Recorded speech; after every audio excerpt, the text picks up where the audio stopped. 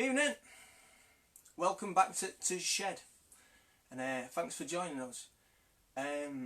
It's going to be a bit of an emotional ride tonight because it's going to be the No Pasaran album, front to back, including the bonus tracks on the special edition. So it's going to be, quite exciting and a little bit emotional. I'm going to try and tell the story of the war, but not as dry history, as personal history, as stories from people who were actually there and the emotional journey they went on. Because all war is, apart from death and guts, is humanity put on fast forward, a concentrated version. Everything happening together, and sometimes to explore the human condition was a good place to go. So this album, it's definitely about the Spanish Civil War, definitely about the International Brigade involvement in it, but it's also an album about friendship and about political conviction and about love and about loss and about solidarity. So hopefully all that's going to come across too. It very nearly wasn't a record this. I always wanted to write a Spanish Civil War album, and it was going to be the third in the Potter's Field instalments. For those of you who've been around a while, you'll know that I wrote two albums, 2009 and 2012, about the First World War, and I was going to carry that on to Spain as fictional, and then two things happened. One, Andy Wilson told me that our mutual friend Giles Stevens, his great uncle, had been in the Civil War, and did I want some information? To which I said yes, please. And also Tom Burns, my friend from down south, went to the International Brigade Memorial AGM, and he told one of the veterans who was still alive then about what I was up to, and he sent me this through the post, which I kind of always treasured since, you know. To Joe Solo, keep on fighting for the people who fought for freedom. My best regards, David Lomond. Now that kind of brought it home to me that these were real memories and it was real living, breathing history, and I had to write it properly. And within a couple of days I got this parcel through the post from Giles, which contained this book by Tommy James, and this is the letter that Giles wrote me, and this is the starting point for No Pasaran. So I'm going to read it because it's important on this journey I'm about to take you on. Dear Joe, here is the book, and here is what little info I know about Uncle Jack. He was an only son whose father was killed fighting in the First World War. When Jack was 14, he was in Sydney, Australia, fighting with armed police officers in the eviction wars. We don't know how he got to Oz, only that he liked to scrap against coppers. After he fought the law, he stowed away on a ship bound for Scotland, made the trip no bother and returned home. He worked as a lorry driver in Hull. He was 6'4", same as me. My nana and my uncle Tom both said he looked dead like me and was quiet like I am. He was a well-liked fella on the estate. All the kids liked him, but when he went in his local pub, everyone would wonder if his mood was good or bad, as it was said he could swing cast iron bar stools, one in each hand. There was no power steering in them days. When he went to Spain, he told Granny, his mum, but locals and family called her Granny, that he was off to drive lorries and not to fight, but I don't think anyone really believed him. Just before he went to Spain, Mosley and his wankers came to Park Street, that was called Corporation Fields then. They got a worse hiding than at Cable Street. My family reckoned Jack was at the scrap, and it certainly would have been, because if you can be asked to go all the way to Australia to fight him, you can sure as hell cross Anlaby Road after your tea to do it. Granny baked a cake for Jack while he was in Spain. When she found out he'd been killed, she put it in the pantry in a tin where it stayed until Granny died. This is all I really know, mate. He was a very wild man, but a very good one. I've been trying to write a song about him for years, but it has never happened. One day I will, and I'm really pleased that you're going to write it, because I am a fan of your work, as you know, and knowing my family like I do, I know Jack would have been a fan too. I can't wait to hear it. All the best, comrade. Giles. So you can kind of see there's enough information there to start writing. So Jack Atkinson, right? He was 25 and he boarded a train in Sheffield at midnight one Friday late in January 1937. I guess I would say the 29th of January 1937. It was a midnight train out of Sheffield, and he boarded it with 4 other Yorkshire volunteers for the International Brigades. They found a carriage where they could sort of sit and talk, and they basically discussed the politics of the situation and what they expected to find when they got to Spain. They landed at St Pancras at 5 in the morning and made their way to a confectionery shop on Denmark Street. And above that sweet shop was a little secretariat where they got all their papers and their orders. They caught a 2 PM train out of Victoria bound for Dover, where they were stopped by MI5, who let them on their way. They boarded a 4:30 ferry out of Dover, and as they were pulling away from land, looking back on those white cliffs, they were talking to each other about whether they'd make it back again. Now, one of those 5 men was Jack Atkinson. Another one was Tommy James, the author of that book. The third was Arnold Hoare from Leeds. The 2 others, we don't know. There's no record of who they were. But they wondered who would see Dover again. And Arnold Hoare didn't. He was killed at Aragon in March 1938. And Jack Atkinson didn't. Killed at Harama, 21st of February 1937, his first time over the top. He was shot in the eye by a machine gun bullet and was dead before he hit the ground. And the first person to rush to his side was Tommy James. Now, as Giles said in that letter, Jack Atkinson was 6'4" and he was shot in the eye. Tommy James, as it says in the foreword to his book, was 5'5".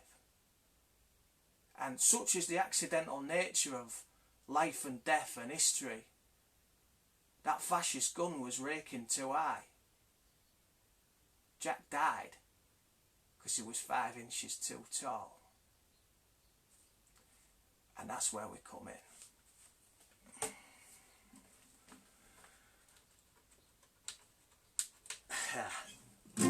I think you kind of know where the album starts.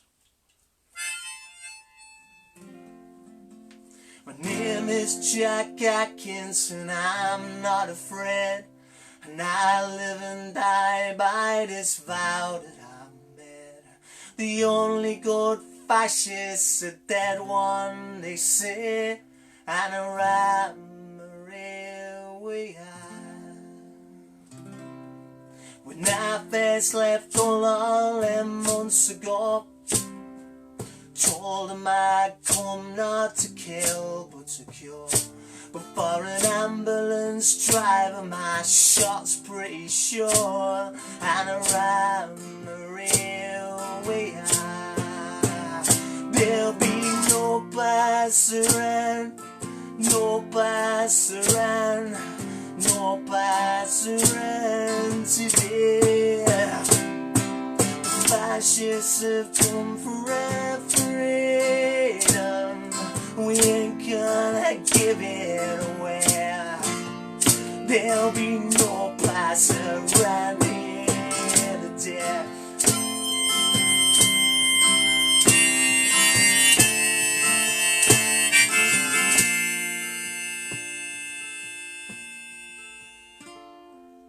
I told my mother, now mother be strong, but a left way is right and a right way is wrong.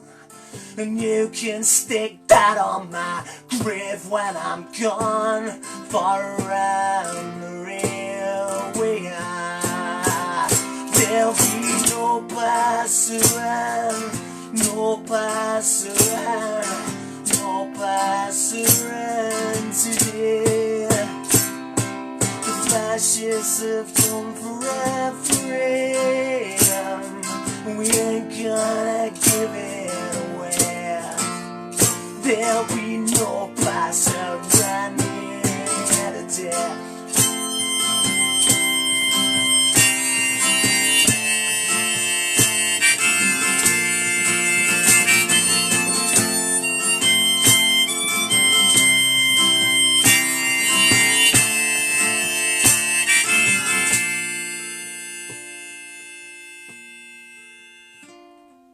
The case may be cast, and the cast may be cast, but you armies of darkness, you'd best do your worst. 'Cause to win, yeah, well, you gotta get past those first and around the real we are. There'll be no Pasaran, no Pasaran, no Pasaran today. The fascists have come for our freedom. We ain't gonna give it away.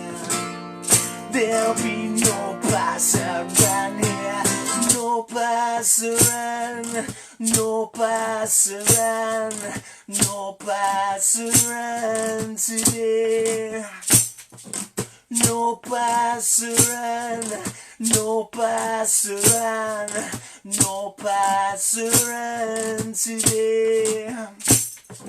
No Pasaran, no Pasaran, no Pasaran today.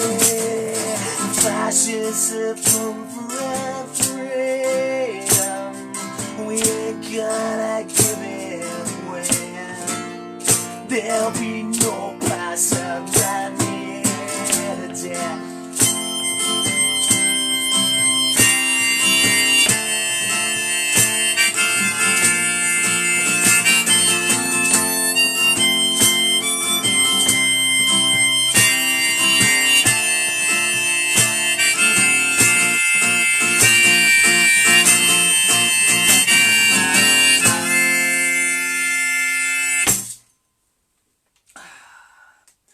Right, so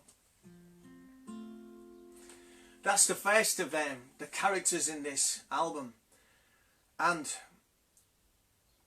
probably the one that I identify the most with, for obvious reasons, because there's a personal connection to Giles, and pulling his boots on felt quite natural.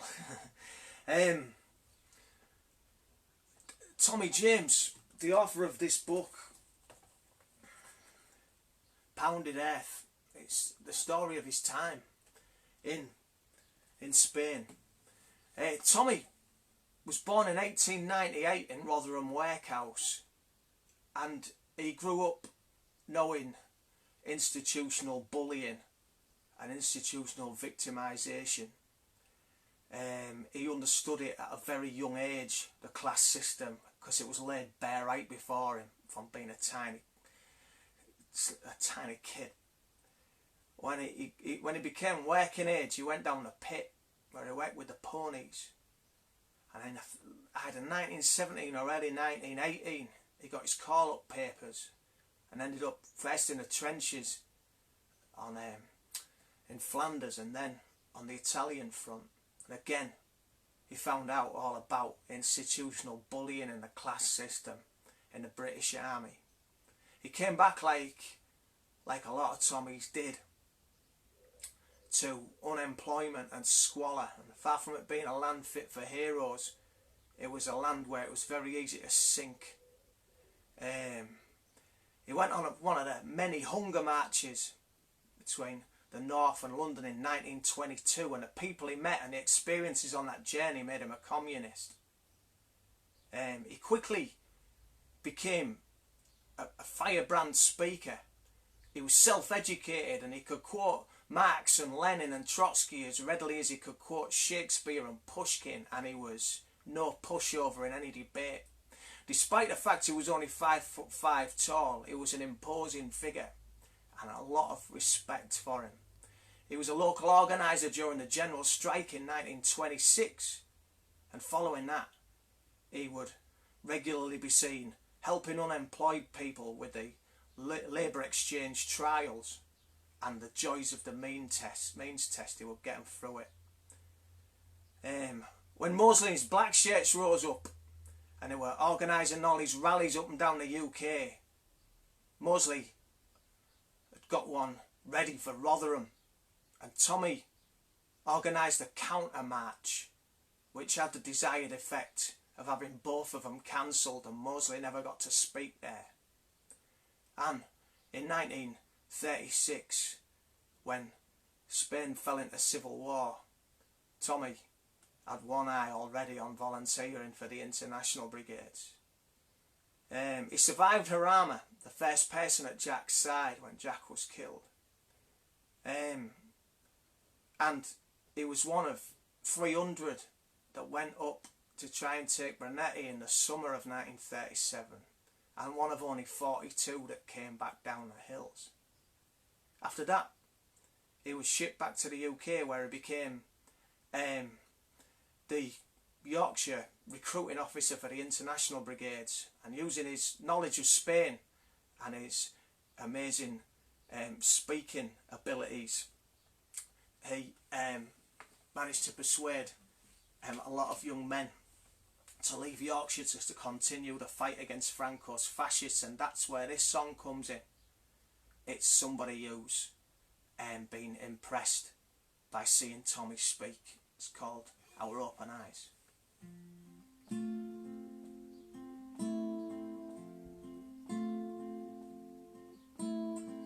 Saw Tommy James on Speaker's Corner,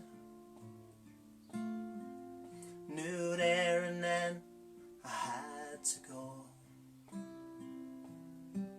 Just something in the way he spoke of freedom, can't explain it, I just know. So if they ask you why we're leaving, to fight and die so far away, just say a man needs something to believe in, and our open eyes could see no other way. Them black shirts that come marching here last week, man, spreading all their hate and fear. And like Tommy says, that's why we've gotta go, man. If we don't stop them there, the same could happen here. And if they ask you why we're leaving, to fight and die so far away, just say a man needs something to believe in, and our open eyes could see no other way.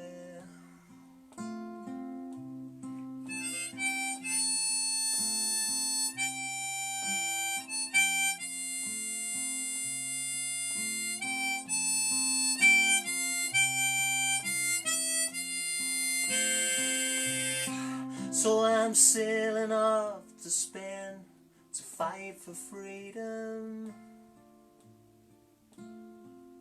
Don't try to stop me now, my please, 'Cause like Tommy says, you have to stand for something. 'Cause who wants to live down on their knees? And if they ask you why we're leaving, to fight and die so far away, just say a man needs something to believe in. And our open eyes could see no other way. Our open eyes could see no other way.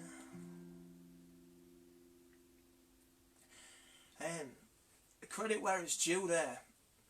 The killer line in that song, it comes from C.S. Lewis' poem, The Volunteer. It's inscribed in the International Brigade monument on the banks of the Thames.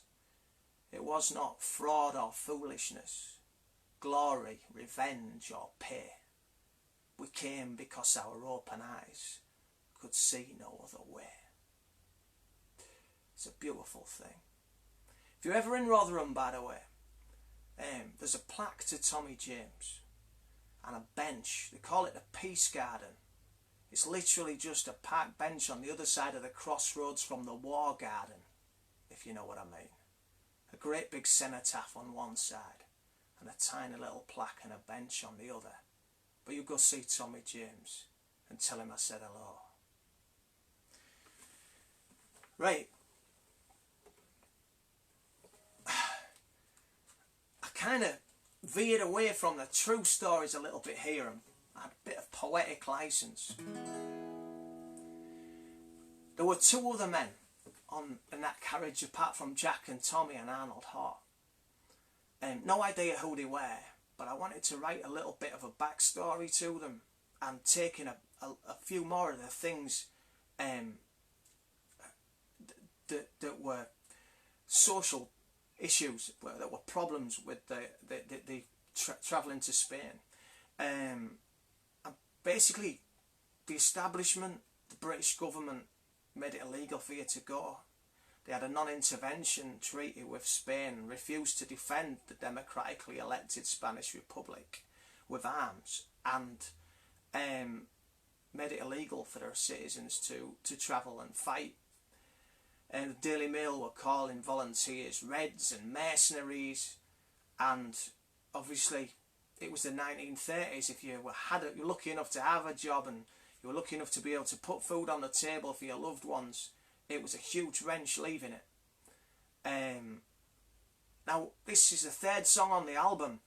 If I asked 1,000 people, not a single one of them would say it was their favourite song. But sometimes when you're writing these albums, you kind of need bridging tracks, if you like. Songs that you don't really notice but tell a story. And this is two men in a pub discussing staying or going. And not the political reasons necessarily for a decision, but the social ones. The issues closer to home. This is called It Couldn't Happen Here. It's easier to sit here. It's Friday, we've been paid. In town or home tomorrow. The one last time they played. Surpass a man of faggot. Let's have another beer. It's someone else's problem. It couldn't happen here. Seen it in the papers. Them fascists on the rise. Ah, but I relied them papers, make up a lot of lies. It's something and it's nothing. Be over in a year. Someone else's problem. It couldn't happen here.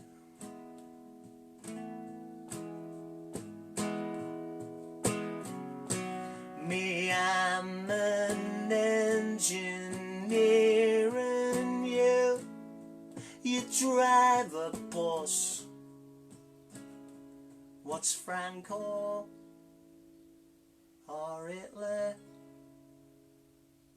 to do with us? Does Annie know you're leaving? You'll only break her heart. You know how much she loves you. You'll tear her world apart. But go off and fight your fascists. Me, I'm gonna have that beer. It's someone else's problem. It couldn't happen here. It's someone else's problem. It couldn't happen here.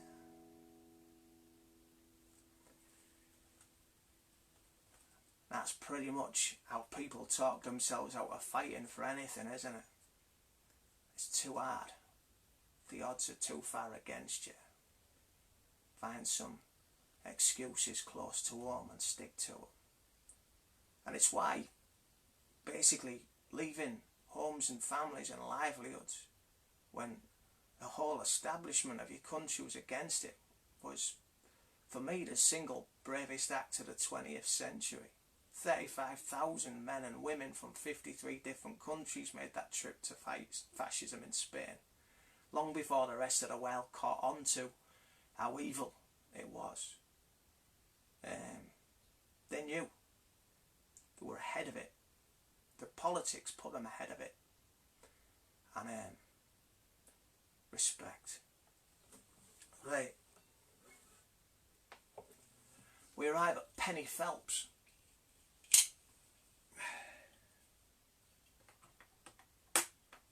Now,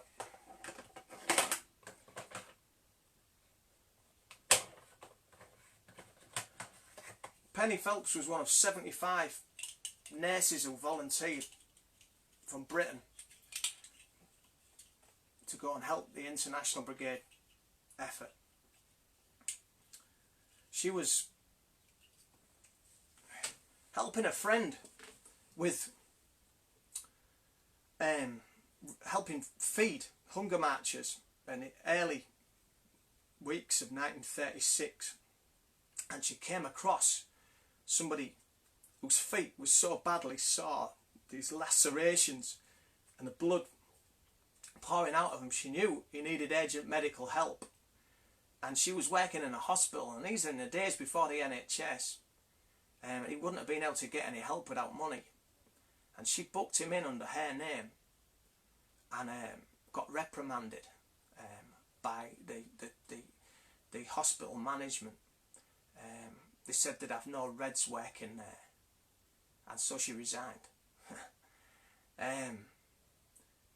When the Civil War started in Spain, she travelled over there. She was at her armour, behind the scenes, while Jack was in the front line. She was in the medical tents behind. She caught typhoid and was really poorly, so she shipped back to shipped back to the UK to recuperate. And while she was over here, they had her speaking at medical aid meetings, trying to raise funds for the medical effort over in Spain. And while she was speaking, she got heckled. A bloke shouted, "Spain is red." I kind of think that must have sent an echo through her head and her heart back to that poor fella on the hunger march and the way that the hospital staff had treated him. And she turned on this heckler and said, "It is red. It's red with blood. Blood that flows through its streets and flows through its gutters. Blood that for months stained my fingernails and spattered my arms up to the elbows." I think that shut him up. She returned to Spain and was at Brunetti, where she witnessed fascist bombers who ignored the Red Cross on the top of their tent and bombed their unit anyway. And she lost 6 of her co-workers in the hospital tents. They all died in bombing raid. She suffered from shell shock, came back to the UK again to recover from that, but went back out. And her Spanish journey finally ended in the spring of 1938 at Teruel, where her hospital tent was shelled and she suffered broken ribs, shrapnel to her abdomen and lacerations to her arms. But she carried on. That was one brave woman. And this is her song, and it's going out to the memory of Penny Phelps and the 74 other British nurses and countless nurses from other countries who were there when it mattered.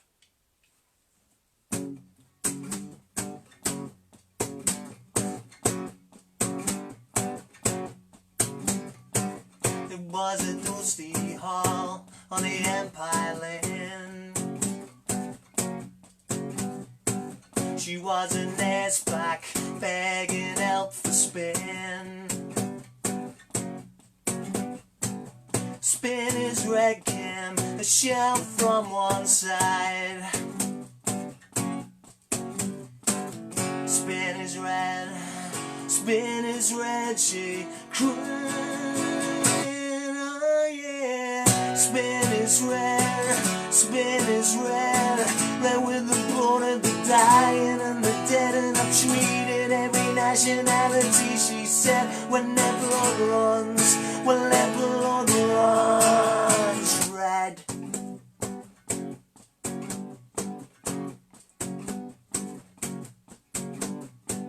I've been elbow deep in a stranger's blood. I fought flies from wounds, feet deep in mud.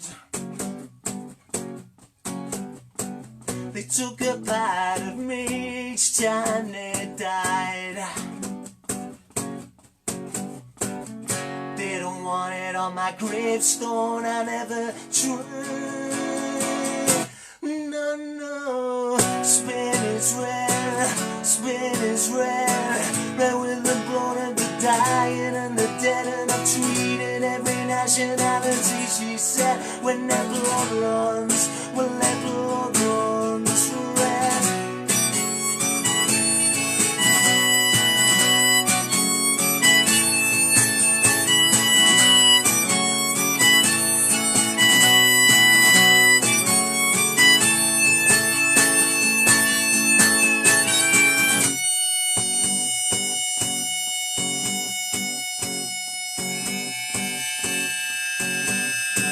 She was the bravest soul I ever saw. Just a few days home and then back to war. I see her in my dreams wading through the dead, while an ill wind whispers every word she sings. And she said, Spain is red, Spain is red, red with the blood of the dying and the dead, and it treated every nationality. She said, when their blood runs, when their blood runs. Spain is red, Spain is red, red with the blood of the dying and the dead, and it treated every nationality. She said, when their blood runs, when their blood runs red.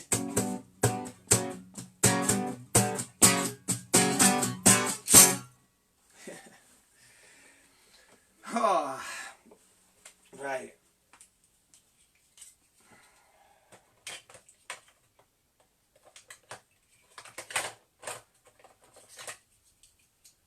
We're going back to Harama. And this is the voice of Arnold Haw. There's a footnote to this song because it highlights something in the way that Tommy wrote his book, and I kind of wanted to write it in a song too, because it's an important it's an important sort of diversion in factual analysis, I guess. It's how history is recorded. Certainly first-hand survivors' accounts of history can be messed up and mixed up, because if you can imagine being in a war zone, you've got the world in front of you. A history book kind of describes how the 5th Division were on the right flank and they moved up to trench here. But do you know what I mean? And but that's not the experience of a soldier on the ground. A soldier on the ground just sees stuff happening, bullets flying, and they fire at anything that moves. And it's a totally different experience if you're fighting than if you're writing about it afterwards. And what Tommy does in his book is he writes sections of the Battle of Harama as if he was there, but he wasn't. And the dates don't match up. He didn't arrive until after. And so Arnold Haw, who travelled down with Jack and Tommy, can't have seen it either. So he remembers things that he never saw because he's trying to tell the story of the battle afterwards. And he's telling it through the first-hand accounts of others. And he makes a couple of glaring errors. One of them is that the song that they sang when they rallied, and I'll come to this bit in a minute, was the Internationale and not the Red Flag. There was 2 reasons why it was the Red Flag in this song. One is because it interested me that when you're reporting something second-hand, you sometimes get facts wrong, which is quite important. And 2, you've tried making the Internationale scanning that frigging line, because I couldn't. This song actually tells the story of Jack being killed, Tommy rushing to his side, an overview of the whole battle, but most importantly, one of the bravest things I think I've ever read, and that concerns what they call the Great Rally on February the 14th, 1937. The fascists had broken the lines, the Republican lines. They'd punched a big hole in them. They were trying to take the Madrid-Valencia road, and if they'd have taken that road, it was strategically critical to the survival of Madrid and Valencia, and it would have, meant the war was over much quicker than it was. They broke that line. They'd punched through it, and bloodied and broken and beaten, the battalion was kind of like retreating. They were rallied round by Jock Cunningham and Frank Ryan, and they got them singing. They got them singing the Internationale, and they sang themselves brave. There was 140 broken and beaten men who sang themselves brave, turned around and walked back into what must have felt like certain death.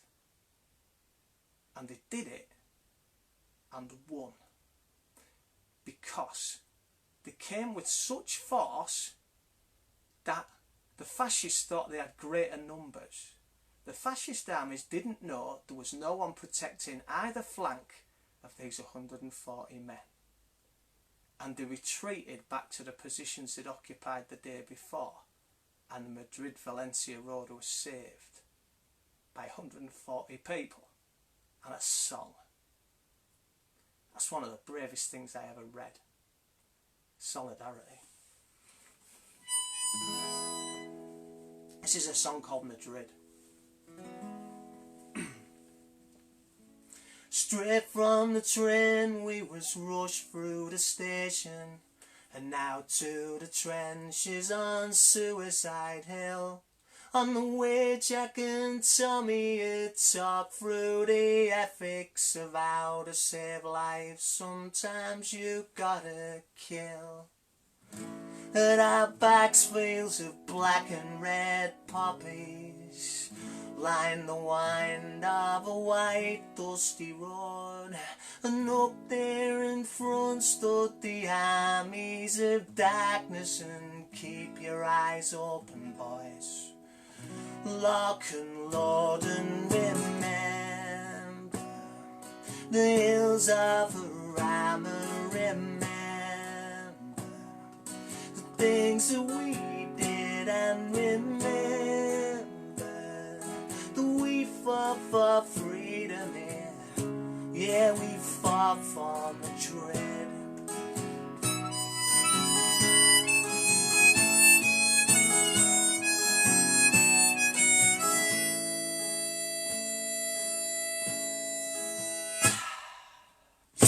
When it come, well it come down like thunder, and I saw hell in the eyes of my friends. When Jack fell, Tommy ran out to help him. I knew that I nodded, I laughed her again, and remember the hills of Arama. Remember things that we did, and remember that we fought for freedom here. Yeah, we died for Madrid.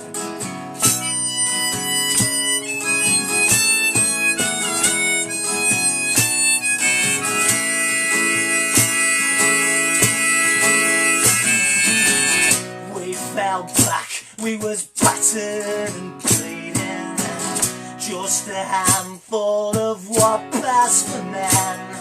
Then somebody shouted out, sing for your lives, boys. We hollered that red flag and rallied again. And remember the hills of Arama. Remember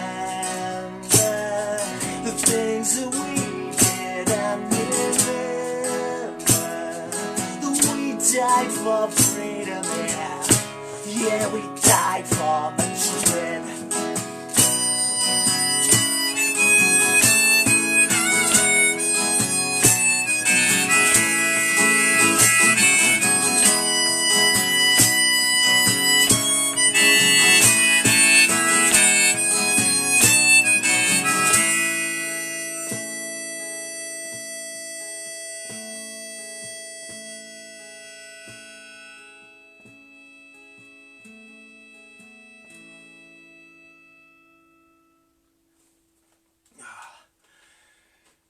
Right.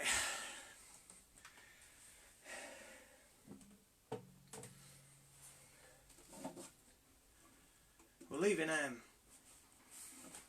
real history behind for 6 minutes. I'm going to sing a song called Backgammon, which is weird singing without Rebecca being here. So this is going out to Bex and to Lee, because I know he likes this one. I wanted to write a song about internationalism. At the time I wrote it, this country was being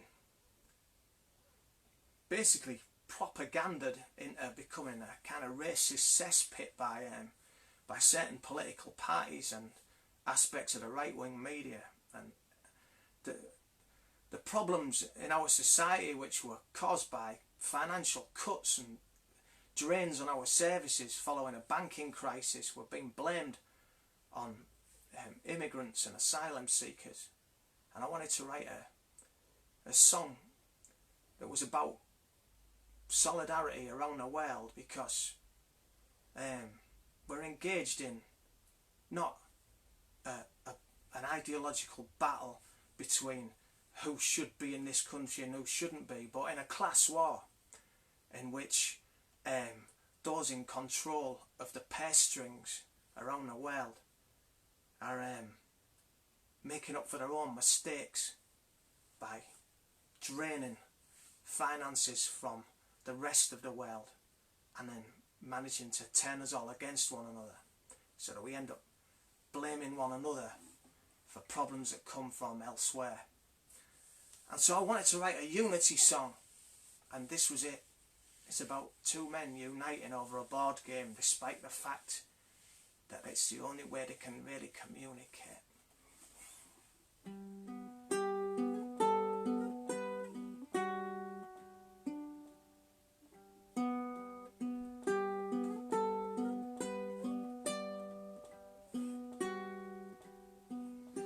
Met in a bar in Barcelona. He'd seen our boards were the same, and he brought over wine and whiskey. I set him up to play again. The first time we played, he beat me. Just grinned and smiled at me, and then held out a hand, said, Ivan. Me, I winked and set him up again. Could never tell what I was saying. We different ways to that old song. Didn't care when we were playing backgammon all night long.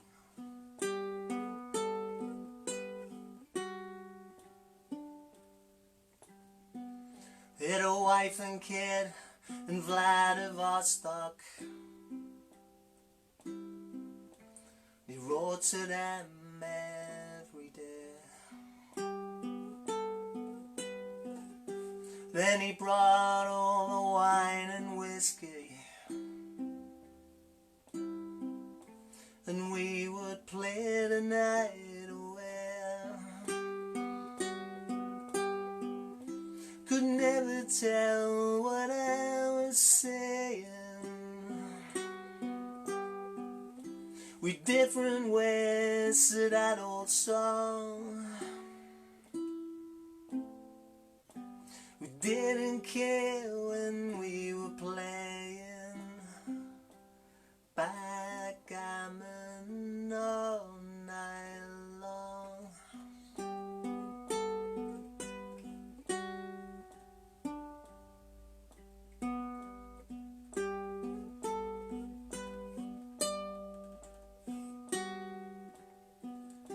Then one day Franco moved the counters.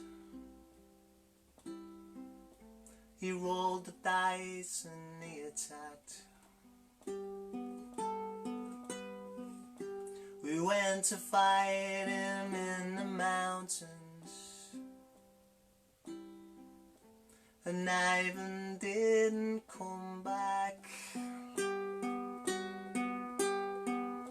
Could never tell what I was saying. Different ways to that old song. Didn't care when we were playing backgammon all night long.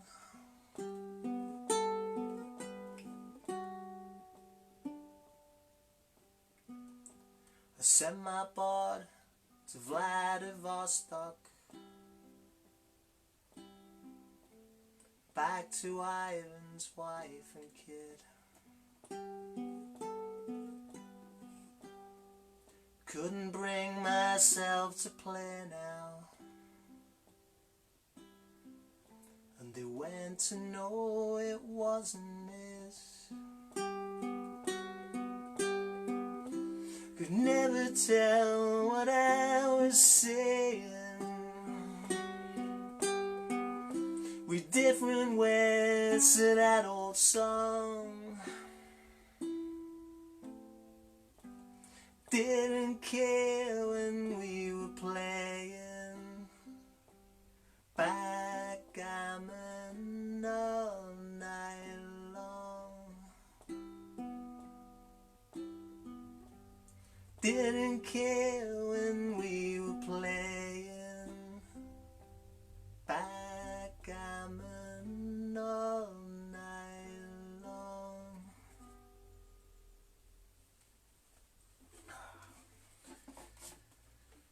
Ah, dear me.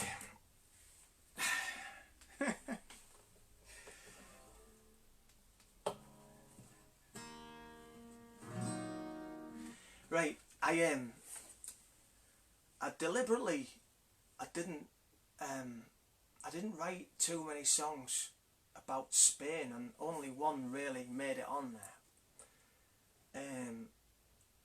It's a complex situation out there, as any historian will tell you. Not just in the political and class and religious makeup of what happened and why, but in the fact that there's so many memories are still fresh, and it's a divisive subject depending on, you know, which side your ancestors fought on. I wanted to write something though, so I wrote this song. It's called Cemetery Walls. It concerns a story that's quite harrowing. I mean, I've read a lot about a lot of wars, and there's never any great things in there. And I'll tell you for another thing, every side commits atrocities in a war, and goes for every war. The only reason you don't get to hear about it is because of propaganda history books that are always written by one side or the other, and it's always the opposing side that committed all the atrocities, but every side commits them. But this one is particularly bad. On the 8th of February 1937, the fascist armies overran Malaga, a Republican town, and the population, knowing what was about to happen, set off up the road to Almeria, a 125-mile walk. This is thousands of people up the N340, I think it was, road up to Almeria, and they were incessantly bombed by the fascists from the air.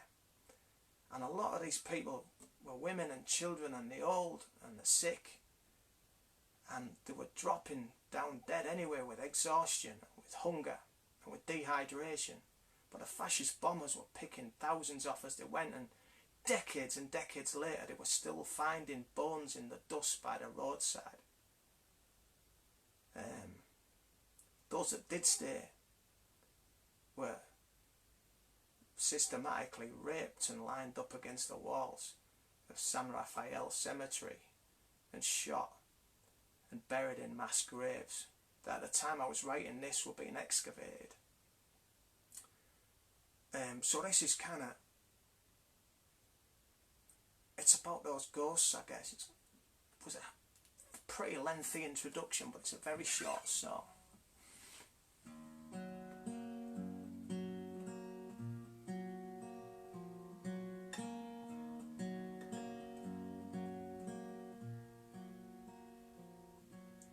church bell still rings on the hour.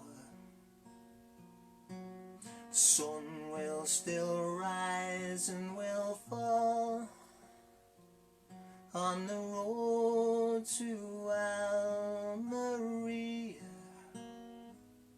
and the holes in the cemetery wall, the bones in the dust by the roadside are in San Rafael they recall. The road to Almeria and the holes in the cemetery wall. Rise up from the mountains, you men, women, children and all, from the road to Almeria and the holes in the cemetery wall. From the road to Almeria and the holes in the cemetery wall.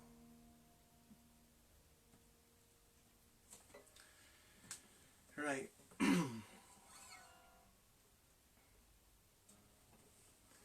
This song has it's a warning from history, I guess, but International Brigade volunteers returned to some being blacklisted, losing jobs, being shunned by some sections of the community and cheered on by others. Some of them were denied entry into the British Army when another anti-fascist war came along. Others managed to make their way into it anyway. But they all came back knowing that the thing they'd gone over there to fight was alive and well and coming. Now, you cannot, if you know anything about Spain and the war, you'll know the painting Guernica, Picasso's famous painting about the bombing of that town. What you've got to picture is the fact that in 1936, 1937, 1938, that bombing, that mass bombing of cities, that sort of levelling and killing of civilian populations was a new kind of warfare. In the First World War, there'd been Zeppelins over and they'd throw a couple of bombs and go back over the channel if they made it. But not swarms of bombers levelling cities. And the volunteers, the Spanish Civil War volunteers came back knowing what the future held for this country because it had failed to defeat fascism in Spain. And Penny Phelps was really angry on this. She said all the time she was in Spain, she knew that they had to win because otherwise those bombs would be dropping on London, and she could see it coming clear as day. And this is kind of the lesson of history from here, not just in this song, but in the fact that you need to get ahead of history. You need to assess what's happening in such a way that you can see what's happening next. And that's the only way to be political. So many people are reactionaries. We get upset about today's headlines. But the people who really understand politics are the people who know what tomorrow's headlines are going to look like. And that's something we sadly lack in this country. We're too busy thinking about what happened yesterday instead of concentrating on preventing what's going to happen tomorrow. Mr. Oh, Mr. I blame all of yous who sat back in silence with too much to lose. You who deafened your ears to the sound of the guns. You've all this to come. You've all this to come. You can bury your heads in the sand for so long. prey when you drag 'em back out. They'll have gone up or bite and the damage is already done. You've all this to come, you've all this to come.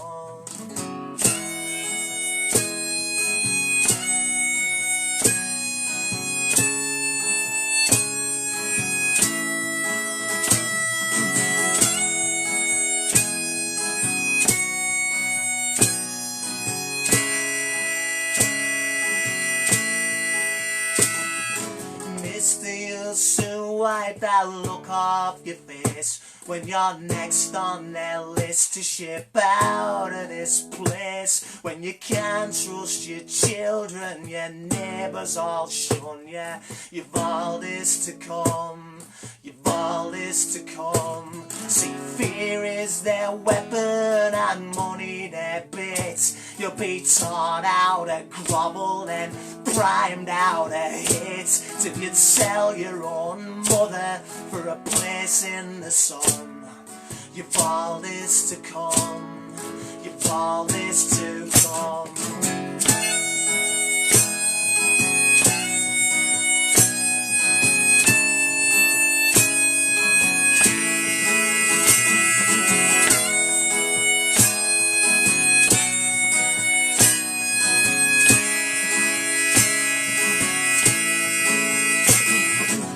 See how fascism works misters through the collective self-interest of people like you who would crawl up their mountain to slay your own son.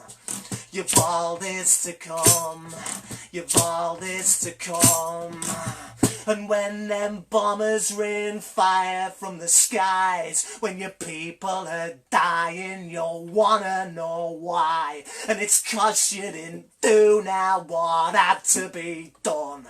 You've all this to come, you've all this to come.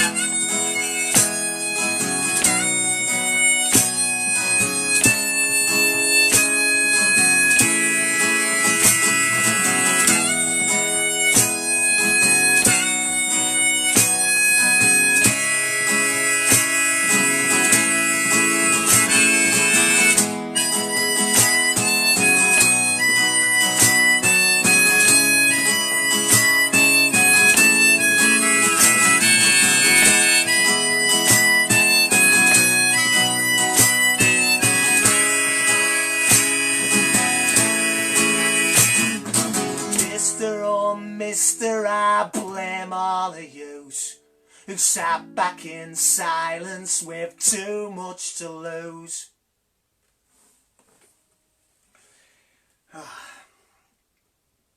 Right. I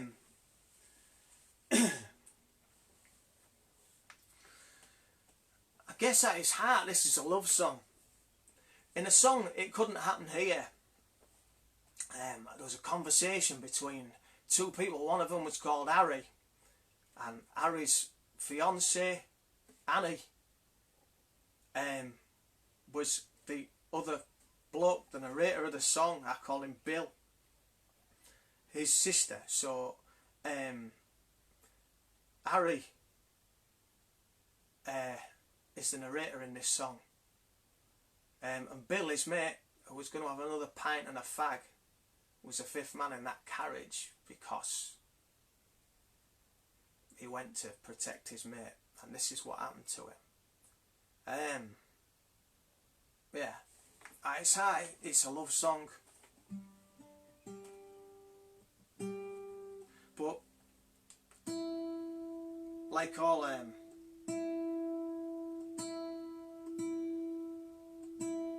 my love songs, you sometimes have to work a bit hard to find the lovey-dovey bit.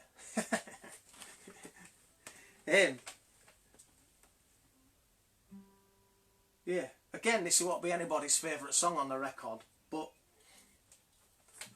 I really like the hook line.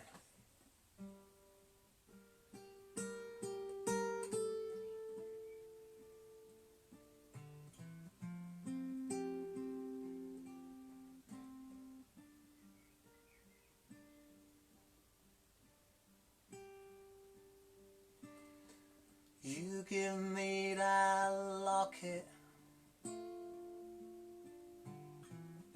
It's a lucky charm, you said. Don't you dare forsake me.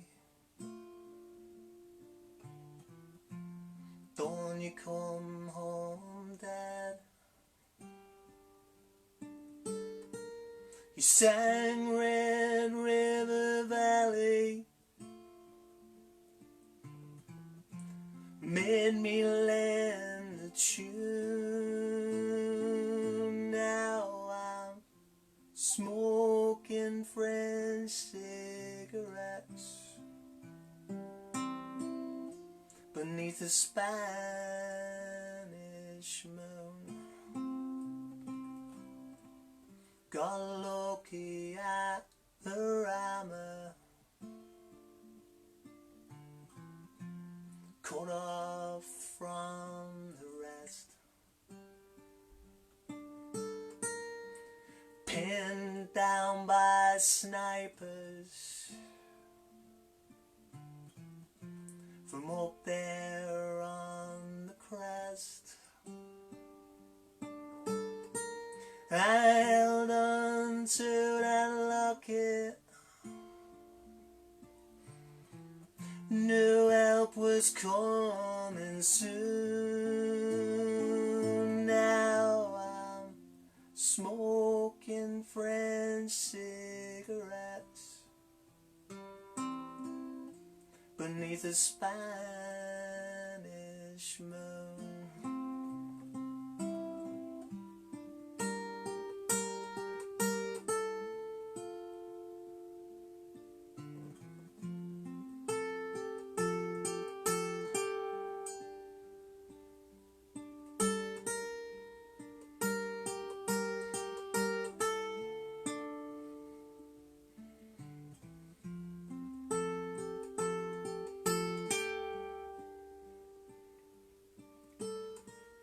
I left Bill and Bruna buried in a sack. 300 went out, 42 came back. I sang Red River Valley to an empty barracks room. Now I'm smoking French cigarettes beneath a Spanish moon. Smoking French cigarettes beneath the Spanish moon. Okay. Right, this was where the original album was meant to end.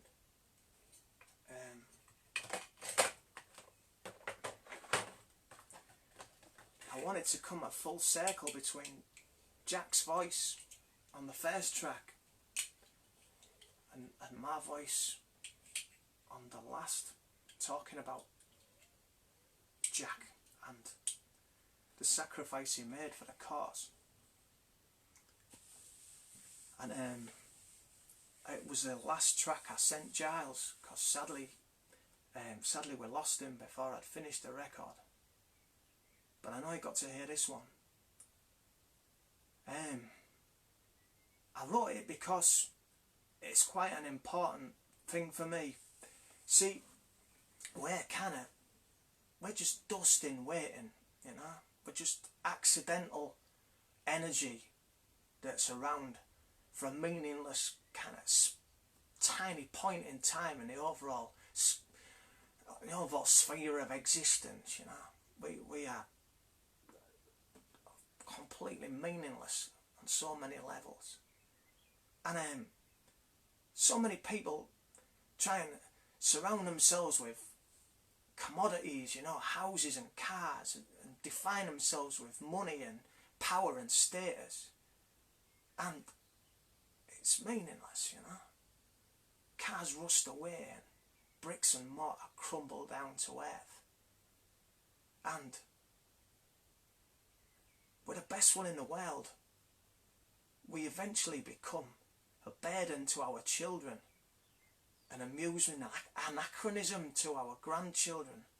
And by the time our great-grandkids come along, we're already fading into even family memory, let alone the memory of the world itself. And money, you know, nobody respects money. If they inherit it, what, they spend it, they never think about it, and they never think about you. It's pointless. The only way to mark time, the only way to mark existence, the only way to mark you wherever you're at all, is in the deeds of your life. The things that you do while you're here. The things that you do for others. And the things that you do in a fight for humanity. That's the only way forward. So that's what, to me, what Jack Atkinson represents is, it's hard to describe. I've never ever felt alone, because when I think really hard that this struggle that I'm a part of, I can, at any one time in my mind, I can invoke the ghosts of thousands of people who came before me, because I know my history, I understand my history, and I can bring them back up from out of the dust because of who they were and what they did and what they represent in my heart. And in this way, how you behave on this world, how you speak and how you interact and the things you do, they can't defeat death, but they can transcend it. And that's what this song's about. It's called Fight On.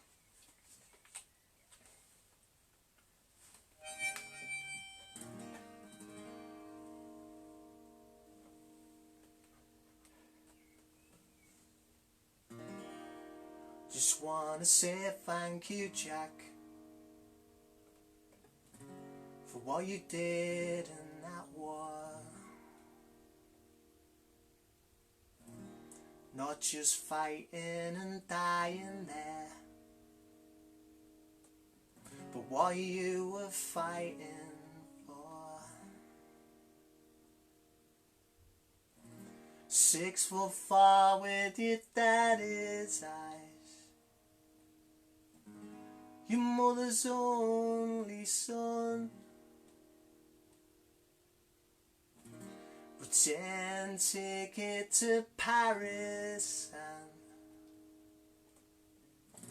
a certain way with a gun. Fight on, fight on, fight on, fight on, fight on.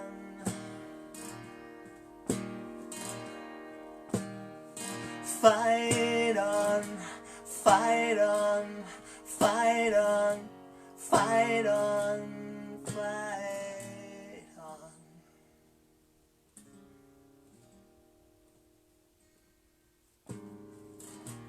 Went for king of our country, Jack. You'd never queue in line. Like them lambs for the slaughter, Jack. Was on your terms this time. Guess you saw it coming, Jack. Knew that was just the start. While others listen to Chamberlain, you listen to your heart. So fight on, fight on, fight on, fight on, fight on.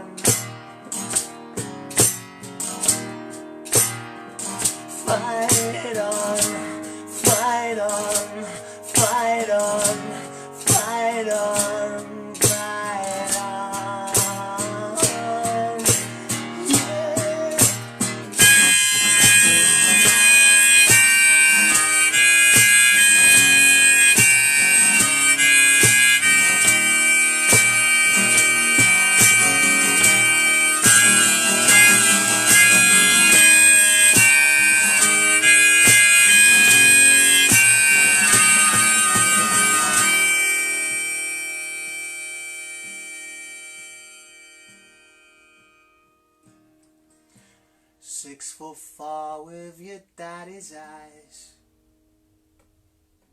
Boy, could you knock 'em down.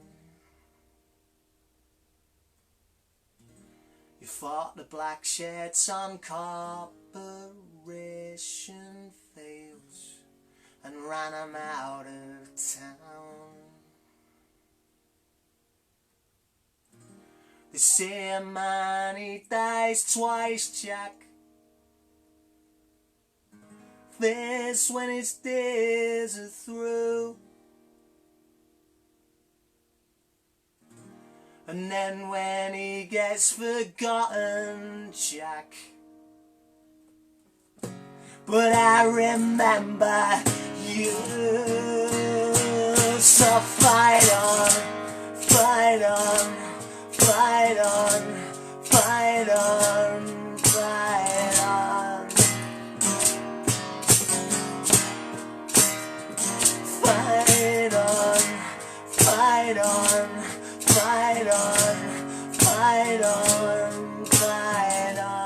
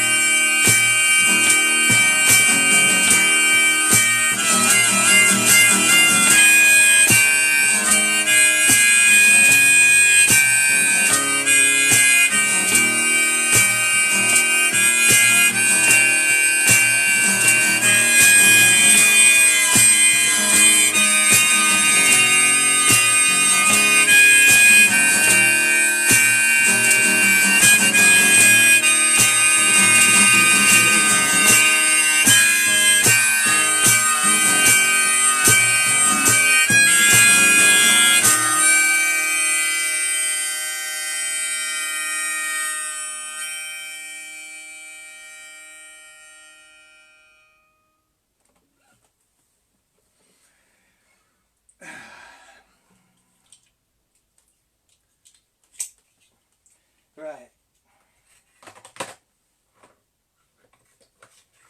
So this is where the original No Pasaran finished.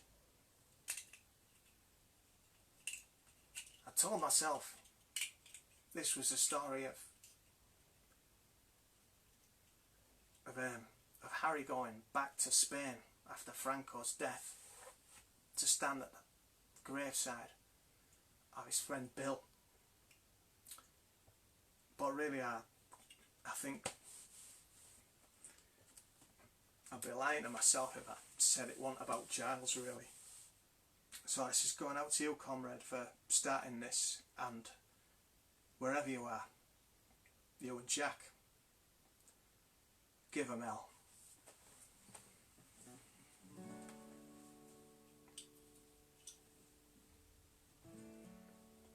Dear Lord, if you can hear me now, if you've got near to land, spare a little mercy for my comrade and my friend. He never had no faith in you, and right up till the end was ever loyal, brave and true, my comrade and my friend. He gave his life for freedom, and he'd do it all again. Spare a little mercy for my comrade and my friend.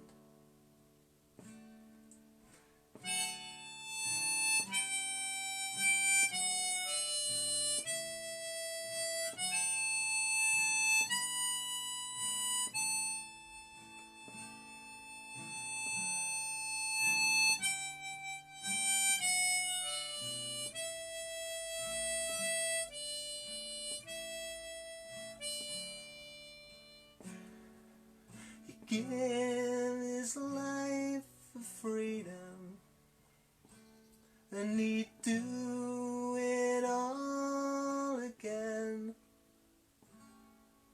Spare a little mercy for my comrade and my friend. That's going out to Jenny and the family. And that's where the record ended.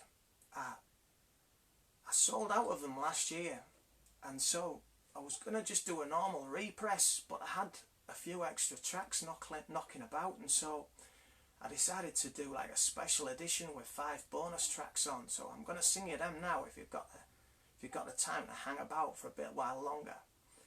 I wasn't kind of doing it to sell you all the same thing again, you know. I just wanted to put them somewhere, and that felt like the place to put them. You can download them for free if you've got the original one but don't want to buy the new one. That's fine, you know. They're downloadable for free on Bandcamp.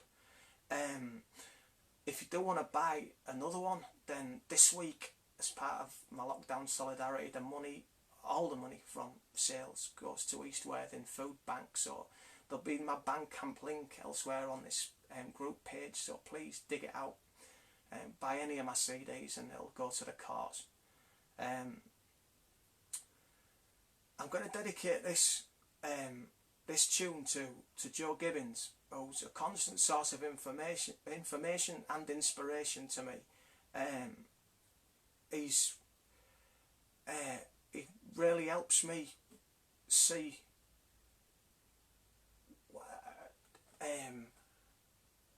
routes through things. You can get mental blocks sometimes imagining how on earth you move forward, and Joe really helps me. He helps me see. If I'm struggling, he just gives me a book and tells me to read it, and in this way I become educated and ever more dangerous.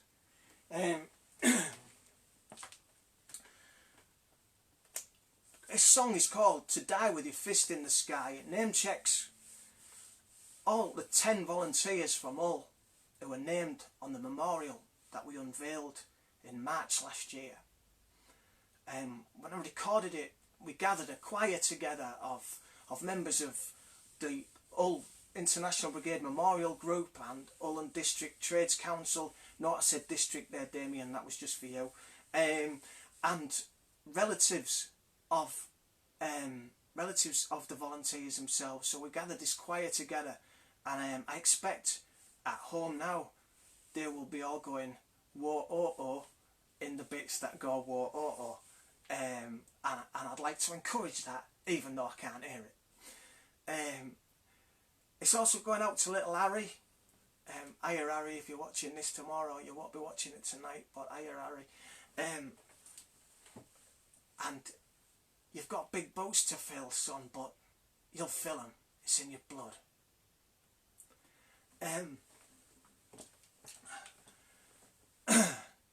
Yeah, it name checks 10 incredible people, and it's hard to know where to start.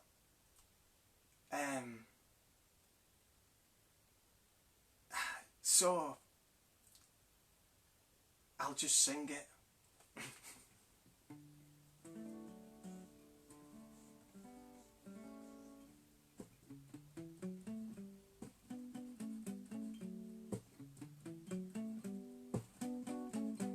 Whenever minutes on, I come down here alone, just to remember these 10 names set in stone. Joe Lattis and Sam Walters there, and Richard Bett and Clive, each left all for Spain, and I know each of them survived. I'd like to think I'm helping keep that memory alive when I sing No Pasaran. To die with your fist in the sky, to die as you live, yeah, live as you die, fighting for your truth and not another man's lie. To die with your fist in the sky. Whoa.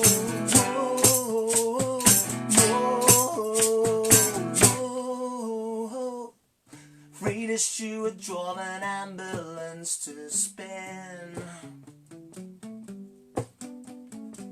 Paid for by workers grafting Clydeside factory rain.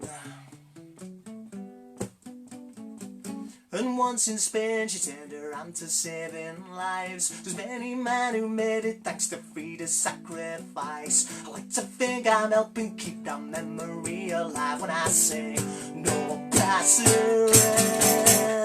To die with your fist in the sky, to die as you live, yeah, live as you die, fighting for your truth and not another man's lie. To die with your fist in the sky. Whoa, whoa, whoa, whoa.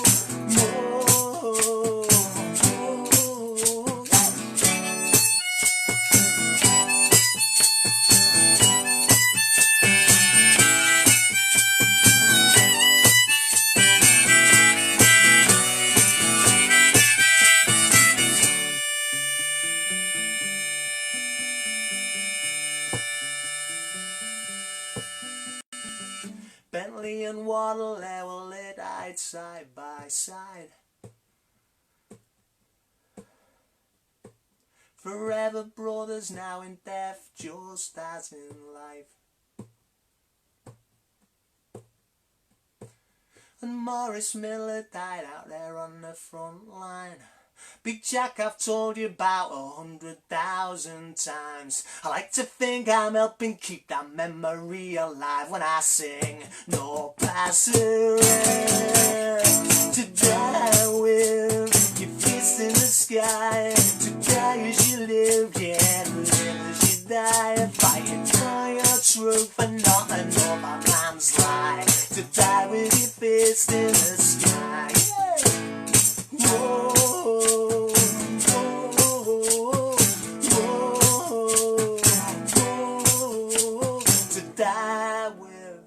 Your fist in the sky, to die as you lived, yeah, to live as you die, fighting for your truth, not another man's lie.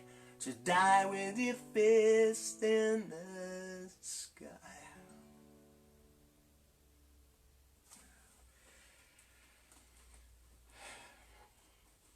Right.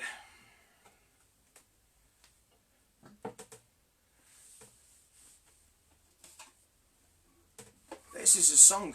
It's one of the favourite songs I've ever written, but I've never ever played it live. So anything could go wrong.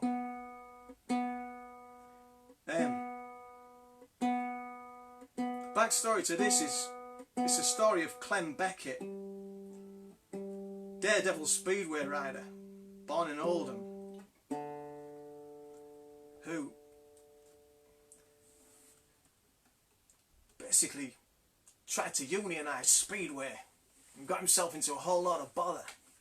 But he was a fantastic daredevil rider on the wall of death, and he was famous, and he volunteered for the international brigades and formed an unlikely friendship with a poet named Christopher Cordwell, with the nickname Spriggy.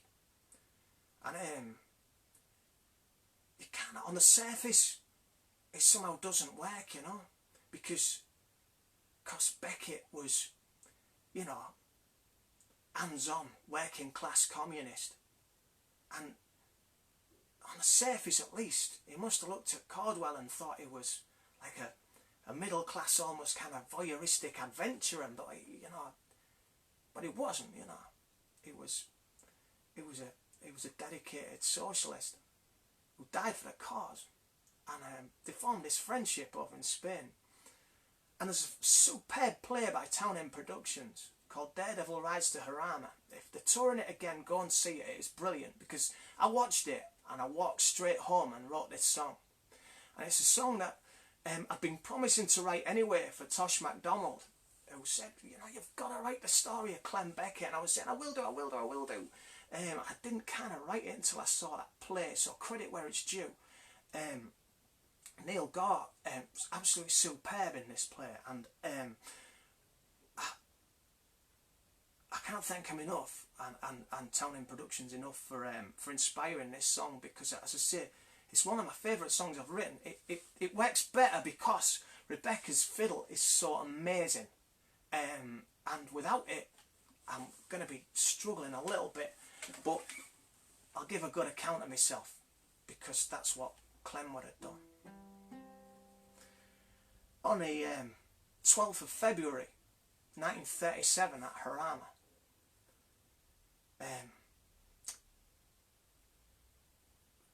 Clem Beckett and Christopher Cardwell were in charge of a machine gun on Suicide Hill. A Shahot machine gun. Beckett was firing it, Cardwell was loading it, and the unit was told to retreat, and it had been absolutely savaged that day. 225 men made it back out of 600 that had gone out, and those 225 who made it back only made it back because Clem Beckett and Christopher Cardwell refused to give up their position, despite the fact they were being bombed by planes. They were being shelled and they were having grenades thrown at them by a fascist army. They didn't give up that position, and they held back the fascist advance long enough for their comrades to escape to safety, but in doing so gave their own lives. And this is that story. It's called Adelante, which is the Spanish for forwards. Forwards was Clem Beckett's motto.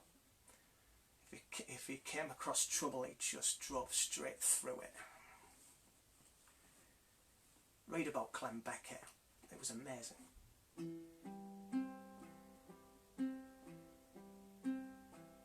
Hey Spriggy, I'm glad that it's you here.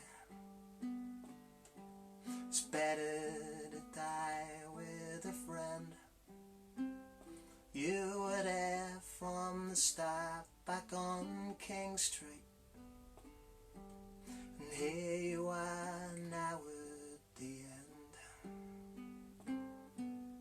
Fate mixed our lives up together and landed us on the same side. A speedway star fighting for words here, and a poet on a daredevil ride.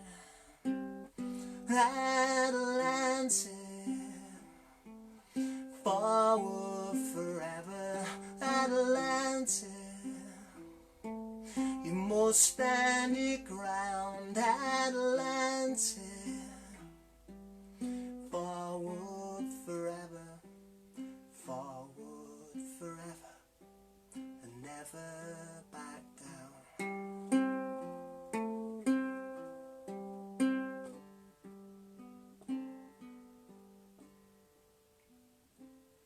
Hey Spriggy, the fascists are coming, but I'm damned if they're taking Madrid. Adelante, I know that means forwards. It's been my motto since I was a kid. We must make our stand in this valley, among the olives, the scrub and the ash. And I swear by the oil on these fingers, no Pasaran they shall not pass. Adelante, forward forever. Adelante, you must stand your ground. Adelante, forward forever, forward forever, and never back down.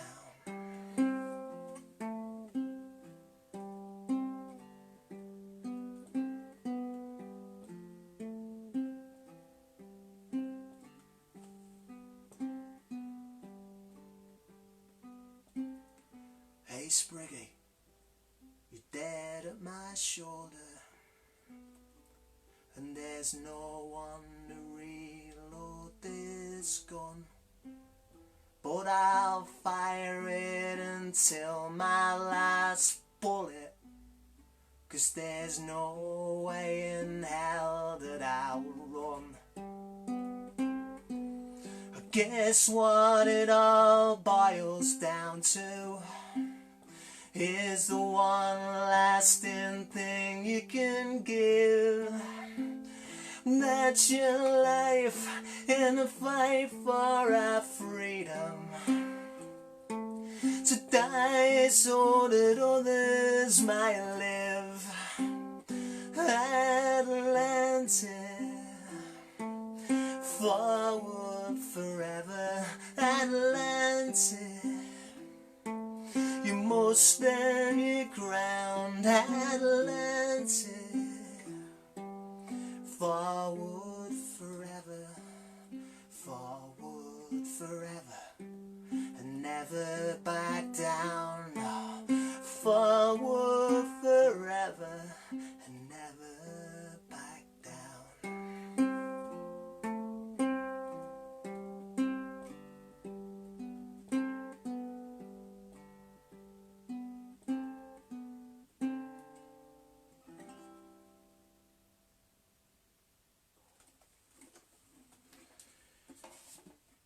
Right.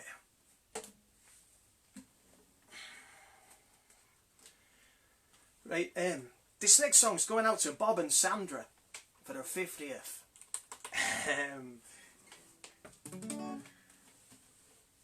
This, I've alluded to this a couple of times before. On the 4th of October, we rightly remember the Battle of Cable Street that happened on that day in 1936, but working class standing up to Mosley and his black shirts had been going on long before that. The first one I know about is September 1933 in Stockton-on-Tees. And the team up there have been brilliant in getting a memorial stone into the marketplace, into the street. It's superb, and every year there's a festival up there, an anti-fascist festival, and respect to everybody up there.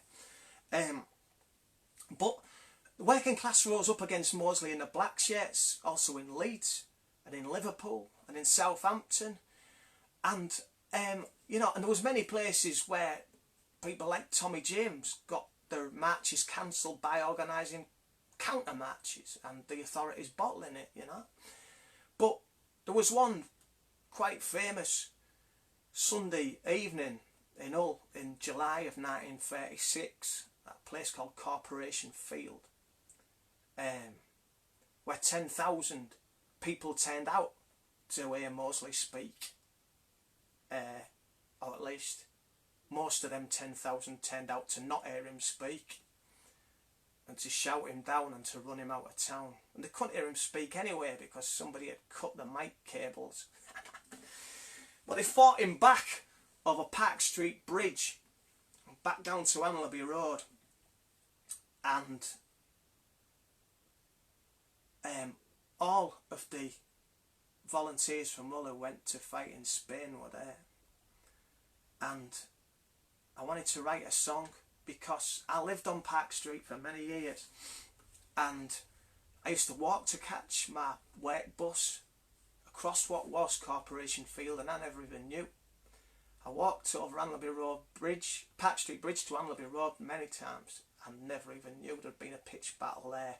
And the old International Brigade Memorial Group, their next project, our next project, is to get a memorial erected to the Battle of Corporation Field. It is now a supermarket car park, but you know, there's ways and there's means. And that's why this song alludes to supermarket car parks, because that is the scene of the place that once was a pitched battle between fascism and Hull's working class. And then, as now, there's only one winner.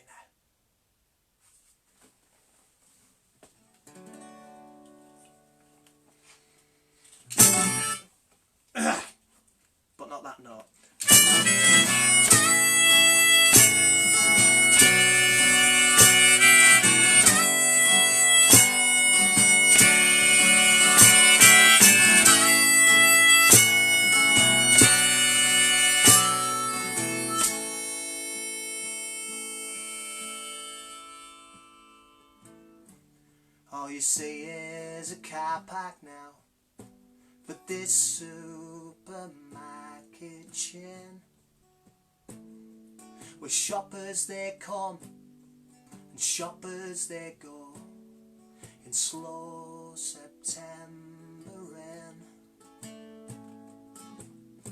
But it's a part of our history in this city that would not yield. See, in 1936, my son, this was Corporation Field. Arrived from Mosley and his men, the Daily Mail had said. And just like it is with them papers today, there was some who believed what they read. So we're friends up in at places and behind a copper shield. Mosley and his black shirts came to Corporation Field, to Corporation Field, boys, to Corporation Field. Mosley and his black shirts came to Corporation Field.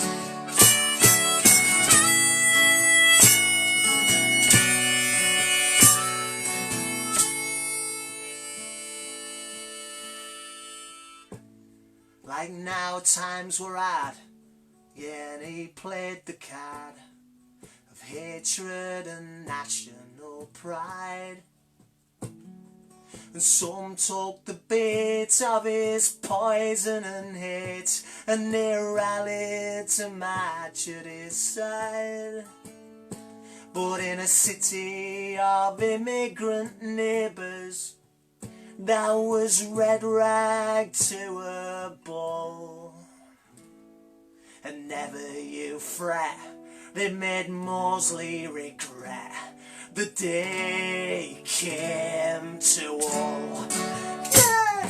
To Corporation Trail, boys, to Corporation Trail. Mosley and his black shirts came to Corporation Trail.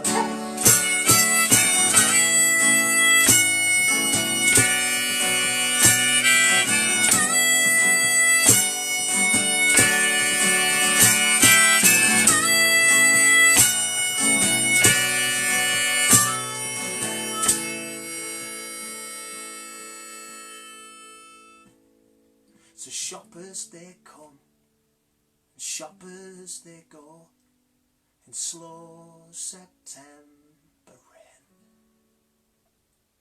And some of the lads who fought fascists here, well, they took that fight out to Spain. And that old generation is long gone now. But if they came back from the dead, they'd say not to die for the cause, my son, but to live for it instead. Yeah! To Corporation Trail, boys, to Corporation Trail. Mosley and his black shirts ran from Corporation Trail.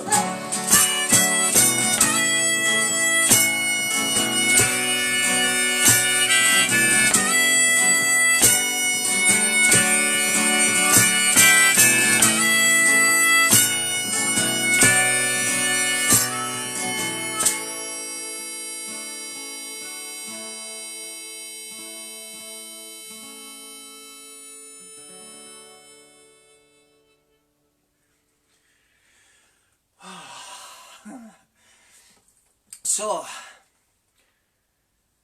we're approaching the end, which takes us back to the start. And back to Giles's letter. You might remember if you were here at the start, and you're still around now, and I hope you are. He mentioned the cake that Granny Aki had made. And that cake, it's not just a poignant story, you know, a poignant bit of family history. It represents something that we forget about sometimes. See, great deeds, they get your heart racing and they inspire, and you know, they can make you want to put your fist in the sky and yell, and they're important bits of history to pass on from generation to generation, truly are, and that's why I wrote this record. But so are the tiny details, because that cake represents something just as vital to us as a class and to us as human beings, and that is love. Our lives aren't made of massive grandstand moments. They're made of occasional ones and an awful lot of other stuff. And that other stuff is what binds us together as families and as communities and as countries and as a human race, you know. Love is just a building block of the politics I'm talking about. Socialism is basically love that doesn't stop at your front door, but opens it and goes out into the world and treats everybody out there with the same level of dignity and respect and decency as you would the people within your own home. That's all it is. And that cake represents love, an important thing that binds our day-to-day lives together. The things that mean that we know why we're fighting, because we know what we're fighting for. And so I wanted to write this song not just because it was a story that needed telling, but because that's the overriding message of everything, isn't it? Without love, there is no socialism. So you need to know where you start in order to know where you end. This is called the fruitcake.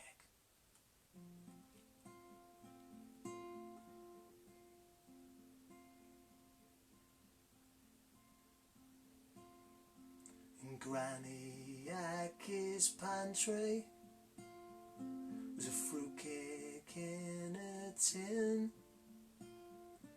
She baked for her only son the day that he rolled in.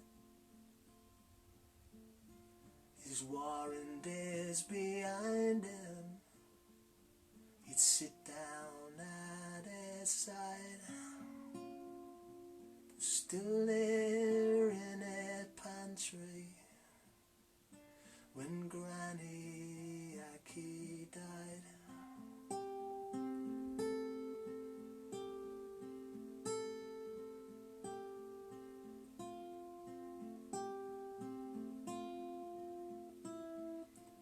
Fighting man is not defined by just his fight alone, but the love invested in him by the folks he leaves at home.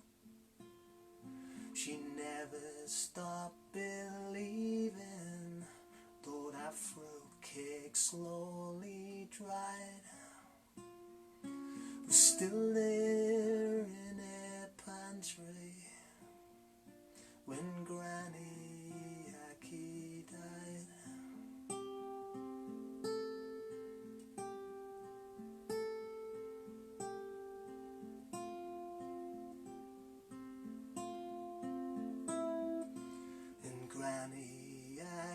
his pantry was a fruitcake in a tin that she baked for her only son the day that he rolled in. He waited 30 years there behind the mother's pride, was still there in her pantry when Granny Aki died. Still there in her pantry when Granny Aki died.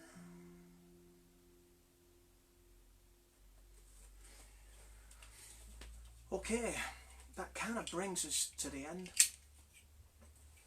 Thank you for sticking with it. I can't see my phone from here, but I think there's a few of you out there, and I think you've been commenting and stuff. So that's great. I'll go through it all and reply to any questions and stuff when I wrap up and I've had a drink. But thank you for tuning in.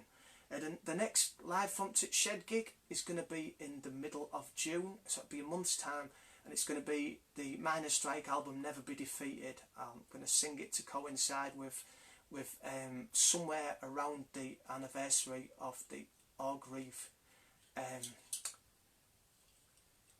Don't get me started on Orgreave at the end of it, but yeah, Never Be Defeated in this group right here in a month's time. We're going to leave where we started. When I wrote that song, No Pasaran, I wanted to write a young man talking himself brave, because you know, when people talk about bravery and courage and honour and valour and all that stuff, those are just words. Everybody is scared, and all courage and bravery are is somehow overcoming that fear. And so Jack would have been no different, crouched in that trench on the 21st of February 1937. He was 25 years old. He might have been an ardent anti-fascist, but with machine gun bullets whizzing over his head, he was going to be as afraid as anyone. I wanted to write a man talking himself brave, remembering why he was there to begin with. You know, because his political conviction, his certainty, is the message of that song. We have lost some of that certainty. We've lost faith in politics. We've lost faith in ideologies. We've lost faith in ever finding solutions, and we mustn't. We must always look to what might happen tomorrow and try and head it off. We should always be looking to win that class war, to create a better, fairer world, and before it destroys itself with the system it's got. And Jack Atkinson's certainty, his strength of purpose, is why I think No Pasaran resonates. But there's a point halfway through where he talks himself brave and he overcomes his fear. And I'm going to sing it again in a different way, and I'm hoping that you realise that he becomes brave when he remembers what I just alluded to. He becomes brave when he remembers his mother. He becomes brave when he remembers love. And so here we go, one last time.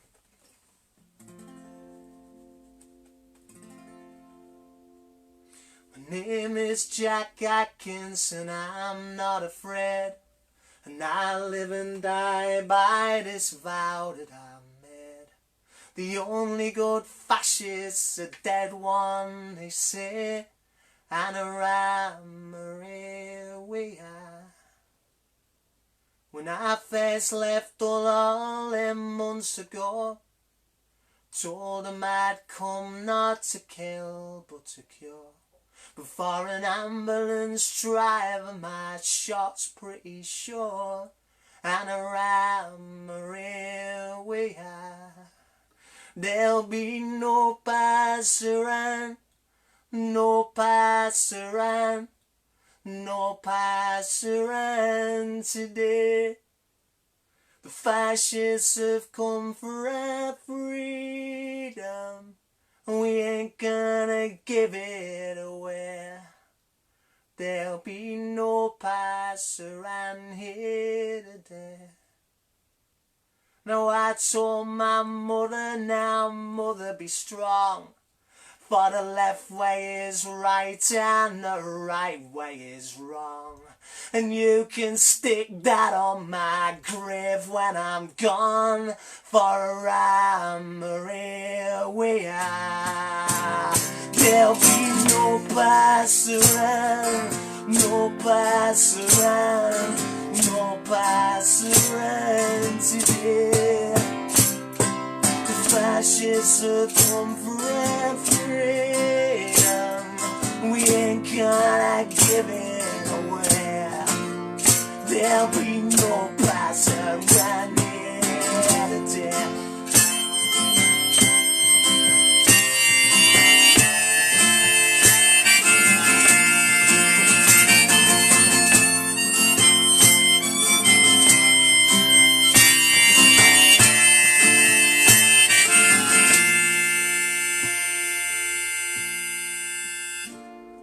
The case may be cast, and the cast may be cast, but you armies of darkness, you best do your worst. 'Cause to win, yeah, well, you gotta get past us first. And around here we are.